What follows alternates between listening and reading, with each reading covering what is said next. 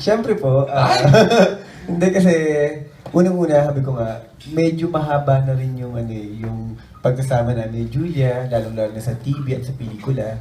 And then, nagsama naman kami sa Ikaw Lamang. Pero, sabi ko nga, siyempre iba rin yung kami talaga yung love team.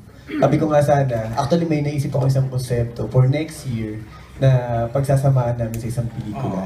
Kaya sabi ko nga, nung pinresent sa akin tong konsepto na itong Yamashita Treasures, kumbaga na-excite ako kasi at least kahit paano, alam mo yung mga tao, syempre kumbaga malaki-laki na rin yung kumbaga yung puhunan na ibinigay sa amin ng mga taong mahanga sa amin, mga manonood na this time gusto naman nila makita na talagang kami magka-partner sa isang soap opera o sa television. Ayun po. Parang may pagka-miss talaga dito eh. Tonong-tonong na miss ko. Jules! Yes po, tita. Kasi sabi ko nga po, every time ko na tinatanong ako, siya talaga yung actor na gusto ko laging katrabaho. Kasi every time nakatrabaho siya, ang dami ko natututunan po.